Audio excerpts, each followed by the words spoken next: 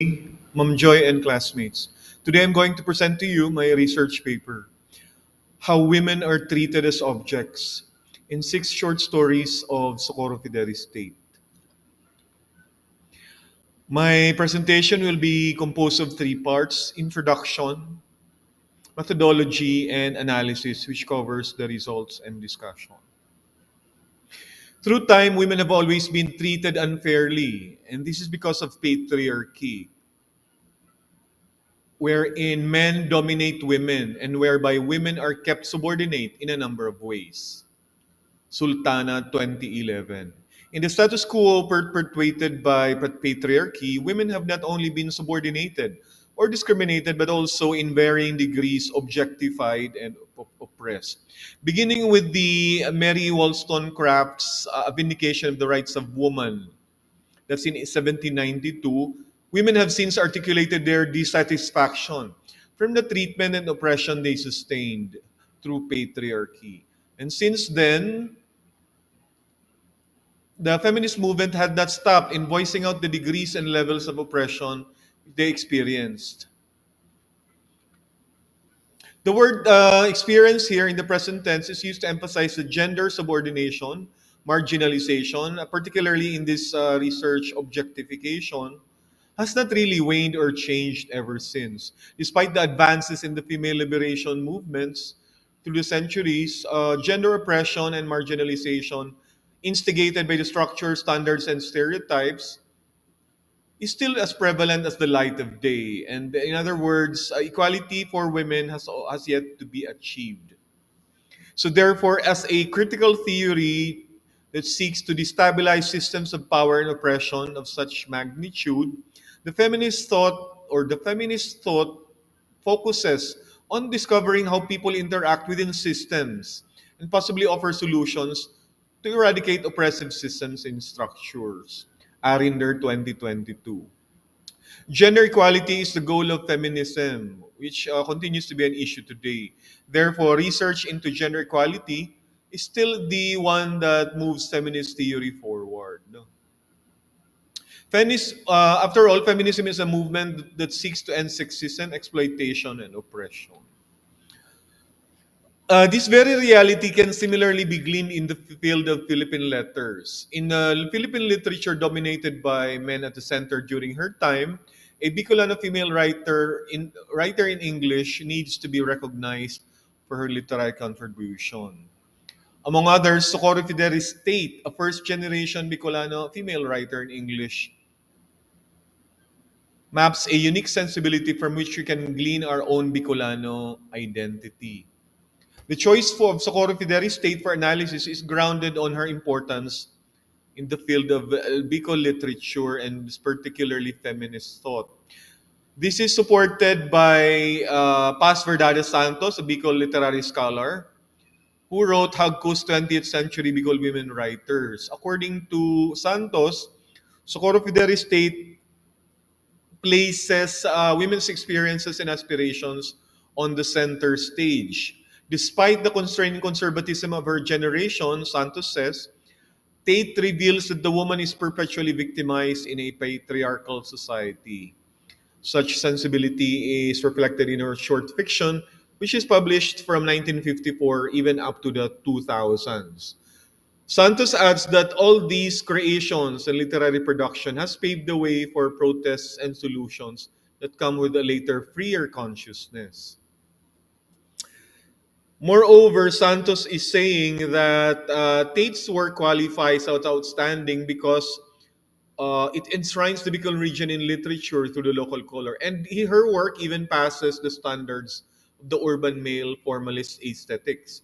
Aside from enjoying patronage from Nick Joaquin, National Artist for Literature, who edited her work or who published her work in the Philippines Free Press more than anything, uh, Socorro Fideri State deserves recognition for having created for the Bicol woman writer in the history of Philippine literature.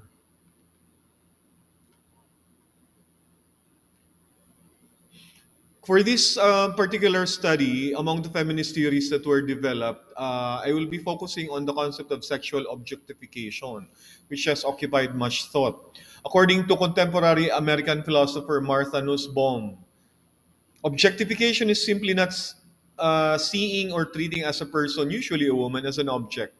Rather, it is hinged on the notion that operates on many levels.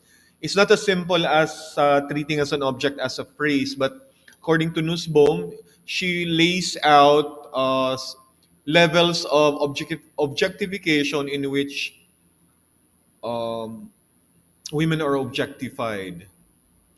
The study articulates the objectification of women as seen in the consciousness of Bicolano fictionist Socorro Tate, who produced short stories reflecting women's experiences. In the six short stories called From Her Midnight and Other Stories, that's the one and only anthology published by the Ateneo de Naga University Press in 2014, my study seeks to illuminate the status of objectified and oppressed women. In particular, the study seeks to glean from the selected stories not only in the roles and stereotypes given to women characters, but also the layers, degrees, and extent of their oppression. To attempt to produce a feminist critique, or at least the feminist rendition of the paper, no, uh, the study sought to answer the following questions.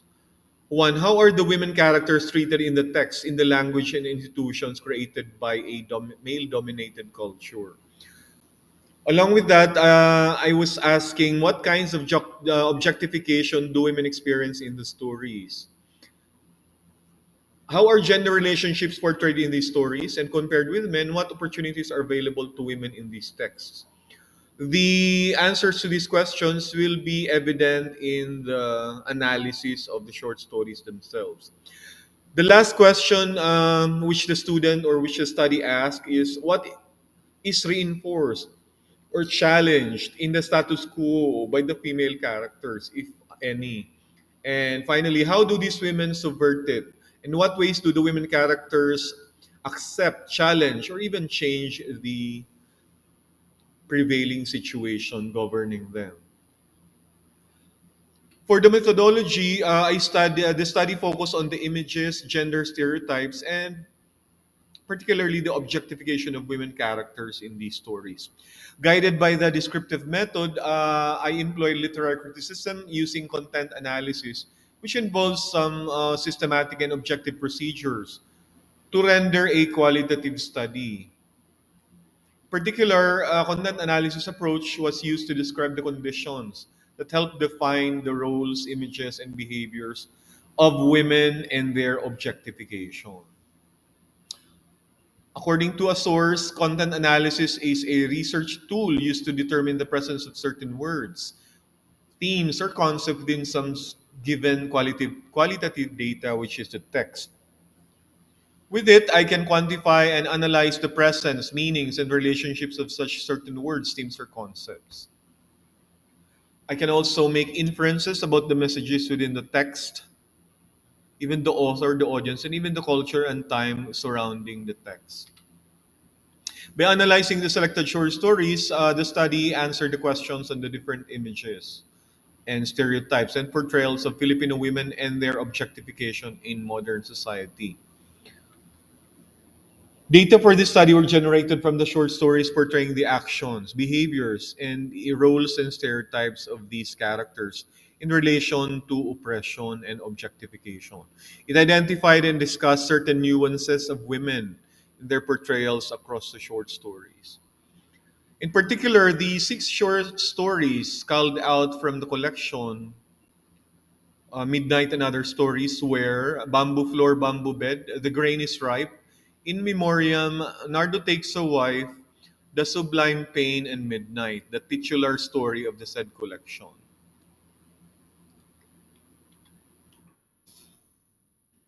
To visualize my study, I have been guided by the input process approach, which plots the following. First, the input is uh, the use of the selected short stories themselves, the six short stories I mentioned a while ago. And the process will be involving close reading and content analysis, but particularly the close reading will be governed by Martha Nussbaum's concept of objectification, which lays out seven levels or notions of objectifying women, namely, first, instrumentality; second is denial of autonomy; third is inactivity or agency; fourth is fungibility; five is violability; and six is ownership; and finally is denial of subjectivity. These levels of objectification will be dealt with in detail in the literature review and theories. Okay, the output is women objectified, women stereotyped, and women oppressed, as I will be showing in the end of the study. In her landmark essay Objectification, Martha Nussbaum laid out seven ways in order to treat a person as a thing, usually a woman. No? So the first notion, according to Nussbaum, asserted that it's what you call instrumentality.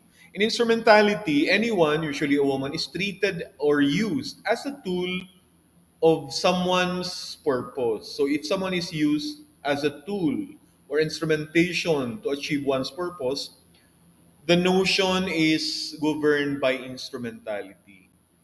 Second notion is that when someone is treated as an object, he or she may also be someone who is lacking autonomy or self-determination. And that's what you call denial of autonomy. This means that the person is deprived by the objectifier of the freedom to assert himself or herself.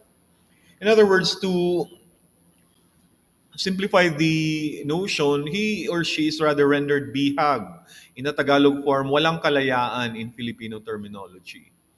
The third level of objectification, according to Nussbaum, is when someone is rendered inert, as in lacking in both agency and activity.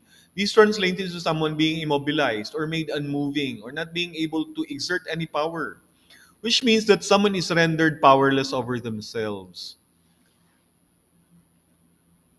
As in walang sariling kapangyarihan o pamamagitan.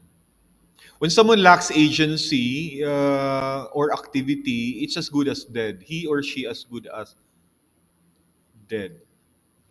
Using the same concept of objectification or under the same concept of objectification, Martha Nussbaum proceeded to theorize the notion of fungibility. The adjective can be fungible, but it's a rare word in which one is being treated as an object when he or she is made interchangeable with other objects. So, isang bagay na pwedeng palitan, like a toy. So, when one is fungible, one can be replaceable. One may be recalling a popular song by American pop singer Beyonce, whose song is irreplaceable. So that concept of irreplaceability as a partner or as a companion resonates with this kind of objectification. Fifth, you have the concept of violability. What happens here? In the concept of violability, something is or someone is treated as an object if he or she is lacking boundary integrity. What does boundary integrity means? To simplify the meaning, it means that when someone is violable, he or she is either invadable or pwedeng sakupin or pasukin.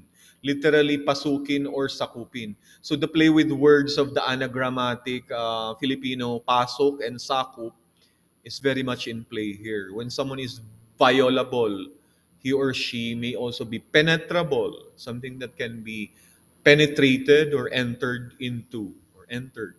So that's the concept of violability according to Nussbaum.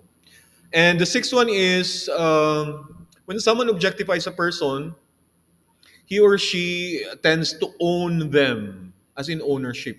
Here, Nussbaum specifies that some people or people can be bought or even sold.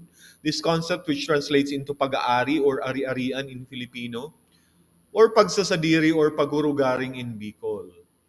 This finds very good examples in the servile culture of Filipinos, in which uh,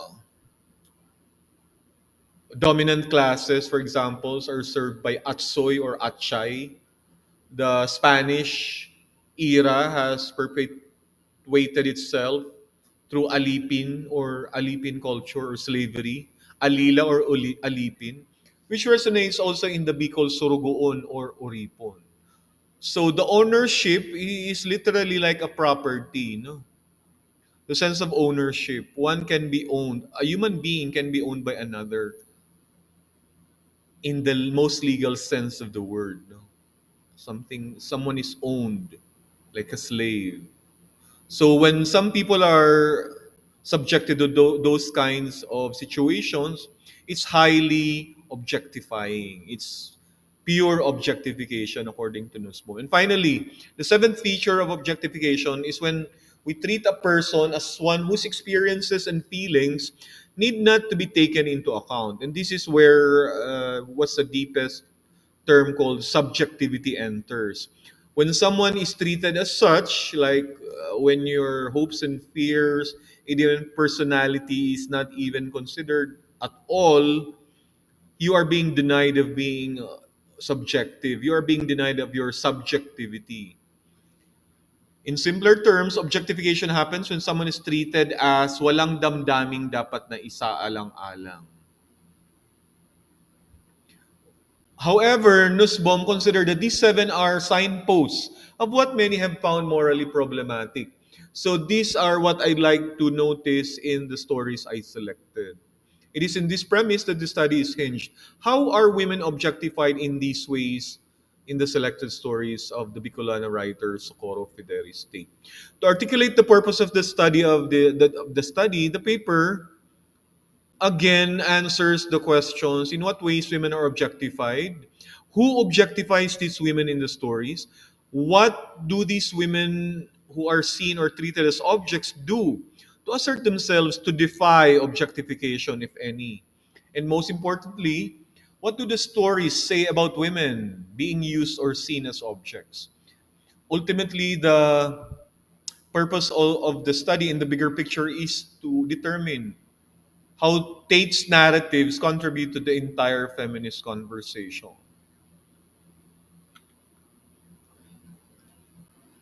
Okay, I needed to define terms to clarify the feminist thought in this study. I still included them for clarity of the paper.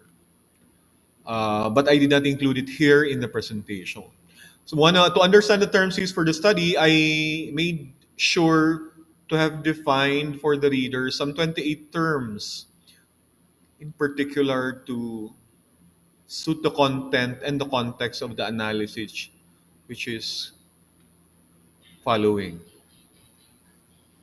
Okay, in the analysis, I made sure that the six stories have been treated equally in terms of characterization and their delineations of roles and images. But okay, in the Sublime Pain, for example, which is also the cousin story of Midnight, Bangoy, the Agta woman or protagonist who once worked for a Mrs. Ocampo in the lowlands, suffered from the male gaze. This is one of the feminist thought, no? Male gaze. But ultimately, the male gaze consists of objectification as being treated as an object or a toy.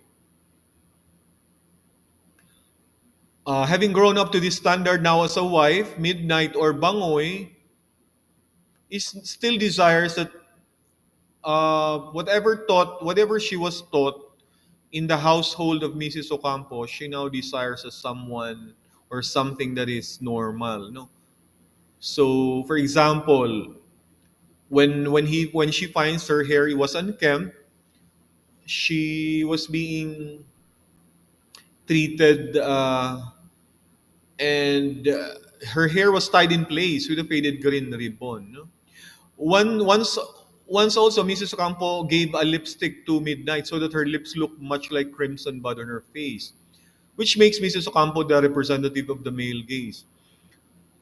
The male gaze objectifies women and puts a premium on the physical beauty of women, and as if to us, which I think is made to assess her self worth.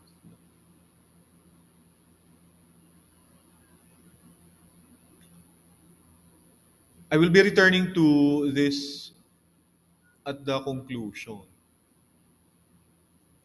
Bangoy has not maintained her hair and appearance after she left the house, which only means that it's her nature to not to be white, and that her hair is naturally unkempt. Therefore, trimming her hair to the latest fashion only attests to how she's being appropriated by the patriarchy that looks at women in a certain way.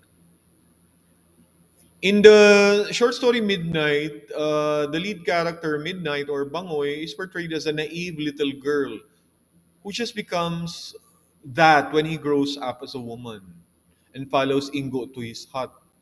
When he or when she marries a fellow Agta, that's when something happens. But before that, she is portrayed as not having a mind at all.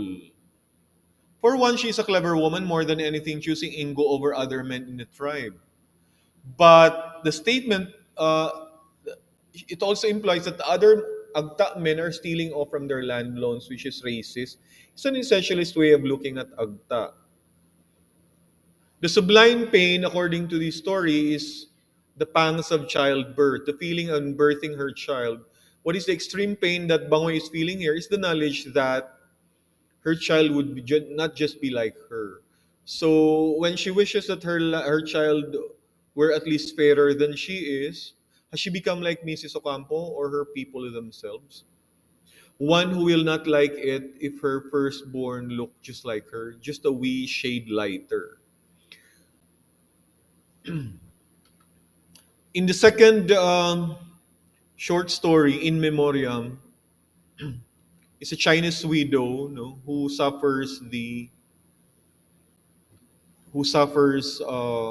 so much from the deaths of her husband and children. In Bamboo Floor, Bamboo Bed, we have a very interesting character in the name of the unnamed wife of Tasho, just referred as the wife of Tasho. It's interesting because the character is unnamed, which makes a lot of sense in objectification. I will return to that later. More than anything, Tasha's wife is portrayed as materialistic after having enjoyed the fame of her daughter, who is now a popular actress in the city. Conversely, the husband, Tasho, prefers a simpler life in the countryside. So the opposing forces is highlighted. Tasha's wife also changed her lifestyle and her taste to the point that Tasha says she is buying her way into the elite.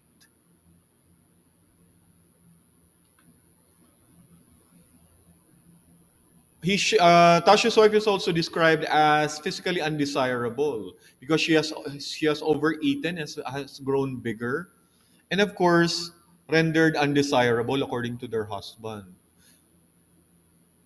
While Tasha's wife is portrayed to be decisive and assertive because she has chosen a life in the city, it also suggests that she has caused the marriage to break down, as Tasha has already replaced her with another woman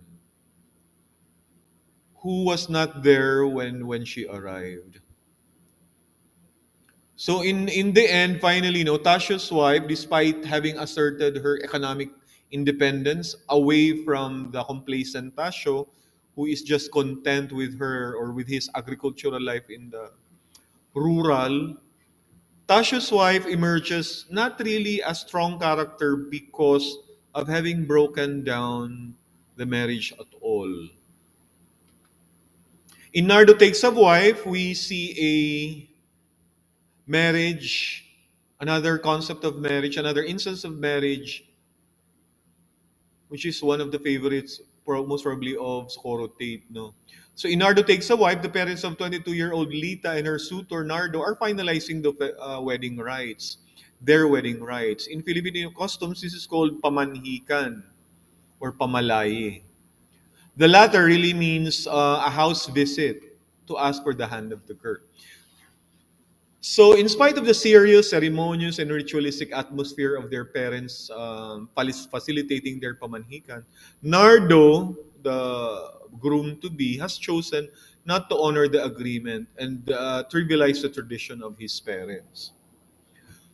Okay, while Nardo's parents and Lita's parents, is the name of his wife, are intent on making the wedding rites lavish and grand, the two couples or the couple themselves are not disposed to it. No, so that's very that makes the story interesting because Lita, the women character, will be forced to defy tradition herself, no, in order to follow her husband to be's decision.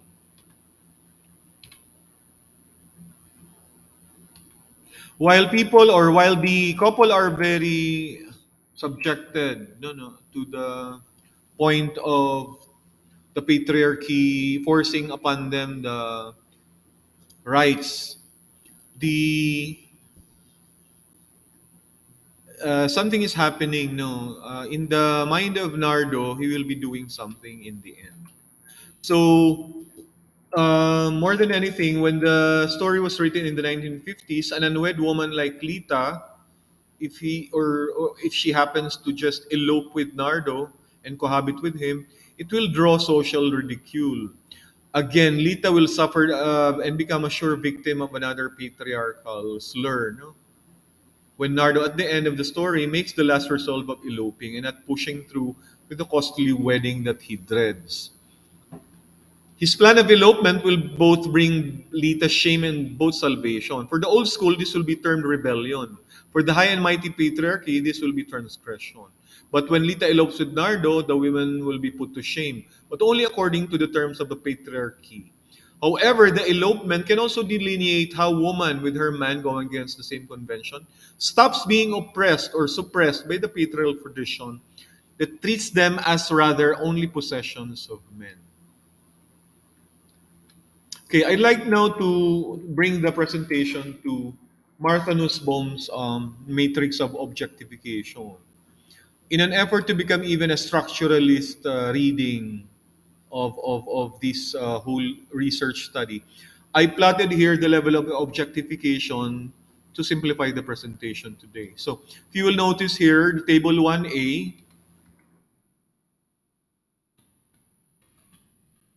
uh, Table 1A is the matrix of objectification. The yellow components of this table corresponds to the levels or notions of objectification theorized by Martha Nussbaum. No?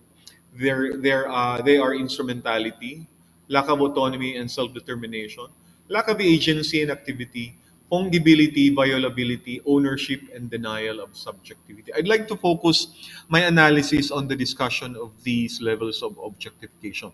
On the first box of this chart or of this table, you have the short story title in light blue. The purplish or the pinkish components or boxes corresponds to the women characters. And this one here, these are the character indicators. What are the descriptors of the particular levels of objectification? So let me just first read to you. Under instrumentality, a woman is objectified, according to Nussbaum, if she is used as a tool to achieve one's purpose. Moving on, under the same theory, uh, a woman is said to lack autonomy and self-determination if she lacks all these, if she is not independent at all, and if she cannot decide for herself. Under lack of agency or activity, a woman is said to be objectified or treated as an object if she is immobilized, literally or even psychologically, and even made inert or as in manhid. And finally, or thirdly, I mean, fungibility will be asking the description: is she deemed interchangeable with other objects? Is she replaceable? Can she be like, uh, as in a replicable? Can she be replaced as a thing itself? The next one is violability, the concept of being violated or penetrated. She is violable or lacking boundary integrity. The sixth one is ownership. Someone, or particularly a woman, is also said to be objectified if she is owned literally and treated as property. So these kinds of abusive arrangement, which is actually evident in arranged marriages, in in older societies where women are treated like properties of men and their counterparts. And finally, you have the denial of subjectivity. Under this, the character indicator is said she is denied of a subjectivity herself. She is denied of being able to decide for himself and to consider her feelings and aspirations. When someone denies or totally ignores a person's sympathies, fears, hopes, and even capacity to love, something like that, he or she is denied of subjectivity. So if you will notice, the first character in the first story is Midnight. In the story Midnight, you have the character Midnight. She is practically perfect in all levels of objectification, because as we shall see later, I will explain to you briefly how she is like that. Next, you have in the Sublime Pain, Bangoy, the other name of, or the indigenous name of the character before she was christened Midnight by Mrs. Ocampo. She is in a way stronger because she has returned to her own identity in a way. So she is less objectified. When she marries Ingo, she is at least appropriated to her own culture and not influenced by the colonial or even servile arrangement she has as a katabang of Mrs. Ocampo. In The Grain is Ripe, you have the dark story here of mother and daughter. Carmen is the mother who dreaded her past, and Serena is the daughter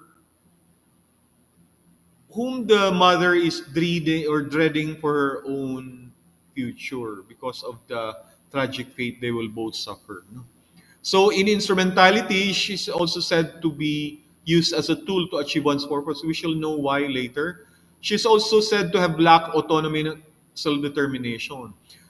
And because of that, of course, you will also be rendered immobilized and made inert because of that. And in one instance of the story, we will be clarifying how she was also owned as property, therefore denied of subjectivity altogether. In the final, okay,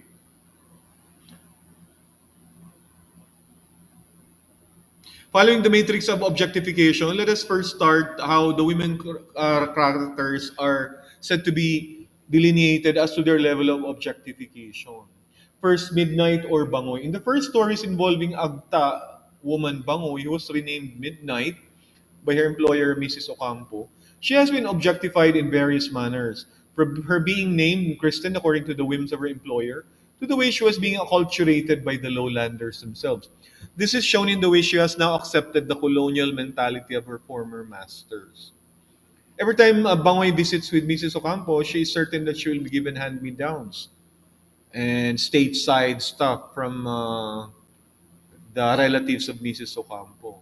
Though she isn't anymore the help owing to her older age and her eventual marriage to Ingo, with whom she bears a child in the Sublime Pain, there is no emancipation for Bangoy anymore. Though she now lives with her husband, fellow Agta Ingo, she now desires that her child be born not like her, but someone fairer. Such desires betrays to her own subjectivity. Bangoy, if at all, is already dead, and she will die as Midnight. So, with the mere wish in the last part of the story, the Sublime Pain, or in which she desires that her son, or she wishes her son were like her daughter were at least way lighter, she has already imbibed the subjectivity of her own master. Hindi na siya agta. Gusto na niyang maging hindi agta in the at the end of the day. Kumbaga. And that's a sad story for Midnight. Therefore, she has become Midnight, not anymore Bangoy. And Carmen, that's in The Grain is Ripe, the third story, whose treatment is made to mirror that of her daughter Serena. She suffers from several levels of objectification too. One, she's stereotyped as the housewife who just waits on her husband and son to come home and therefore rendered immobilized by their absence. From the looks of it, Carmen also herself is no less than treated as property of the household, including her daughter Serena. Also, the story flashes back to her own youth and how it highlights how she was treated as a tool to satisfy the lust of her childhood neighbor friend Armando.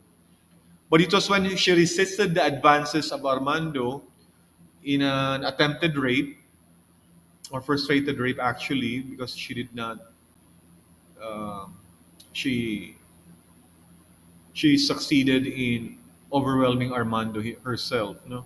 She was also portrayed as lacking autonomy and self determination when she was portrayed as having not gone farther than grade six. So, in other words, the patriarchal setup or even the economic circumstances governing most rural societies about not pushing through with education because of poverty. This structural oppression, so to speak, no, has also limited her lack of autonomy and self-determination. She has not been more than a housewife, Carmen. Okay, when she hopes that her daughter Serena not suffer her own fate falters, she herself witnesses how her daughter was violated by her own cousin who was in right in front of her nose, so to speak. Most important, she is also denied of subjectivity she lacks because she lacks the means to assert herself when she succumbs helplessly to the tragic fate of her daughter. At the end of the story, she is rendered speechless because the fate that she once escaped when she was a youth herself is her daughter that suffered from it. So this is a very tragic story for Carmen and Serena. In other words, here Socorro Fidelis State is telling us about the immobility of the woman herself when her body is violated. So, in the sense of violability, Carmen and Serena scores high in the matrix of Martha Nussbaum. Okay, next we have these final three characters.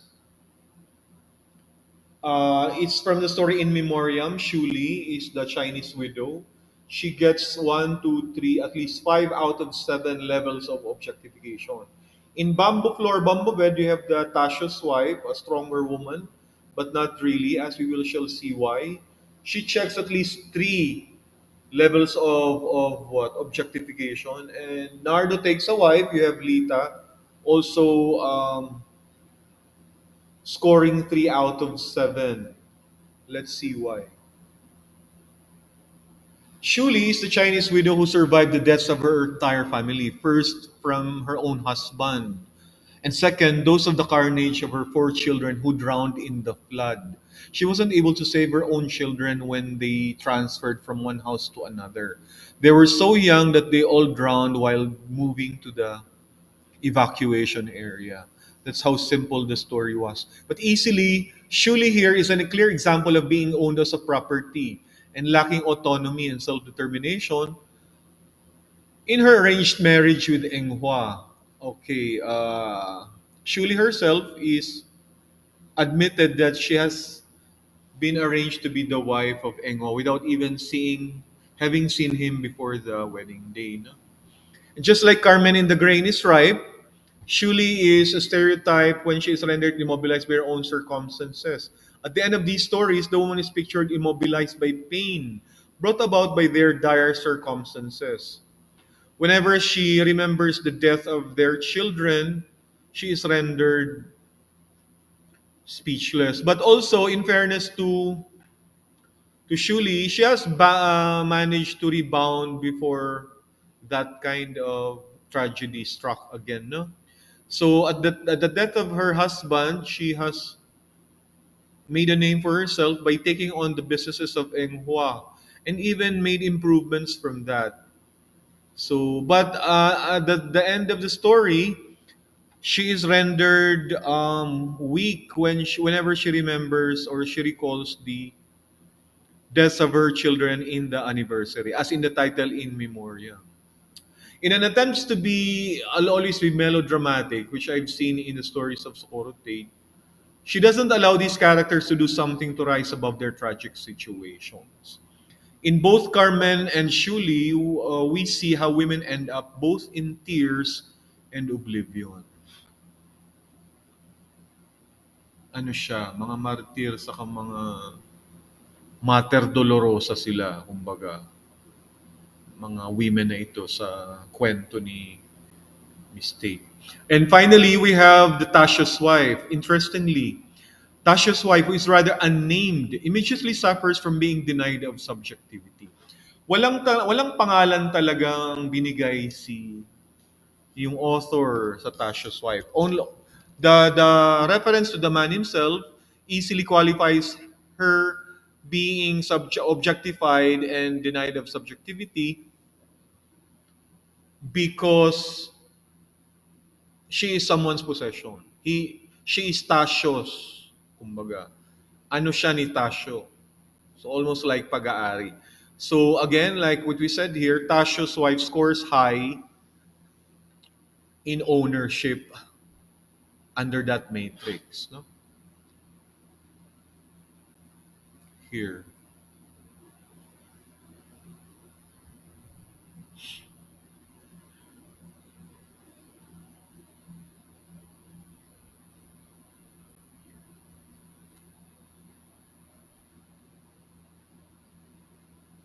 Having left the household of Tasho, who prefers complacency and simple living, Tasho's wife has defied poverty and embraced economic independence, seeing to the career of their famous daughter in the city. She never lacks agency and activity, however, because this is what even she accused her husband.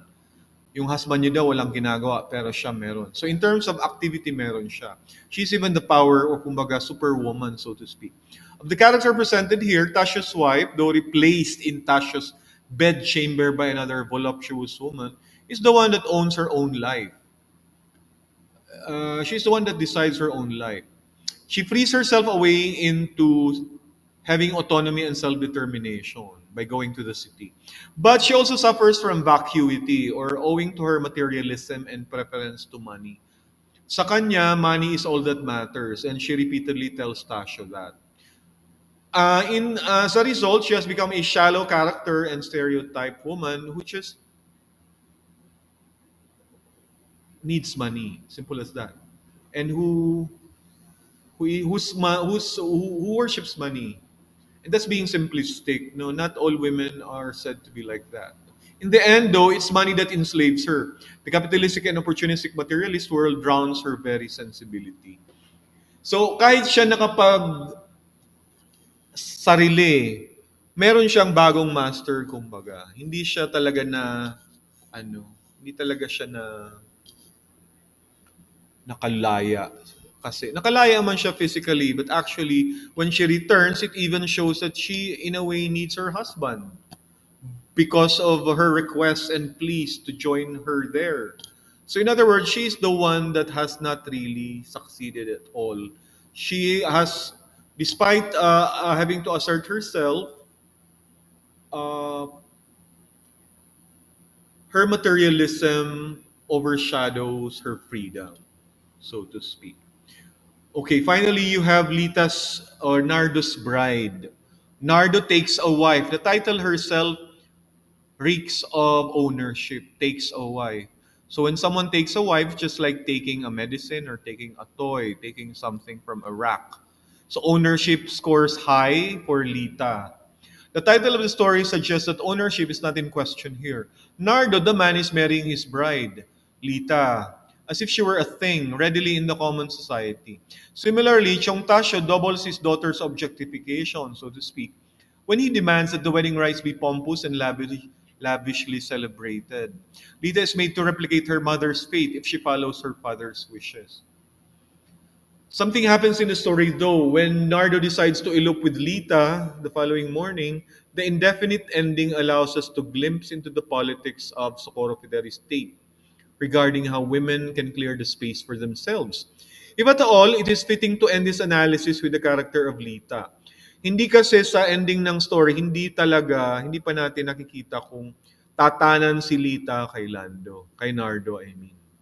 So if she does, she seeks to defy her father's tradition by sympathizing with her fiancé Nardo.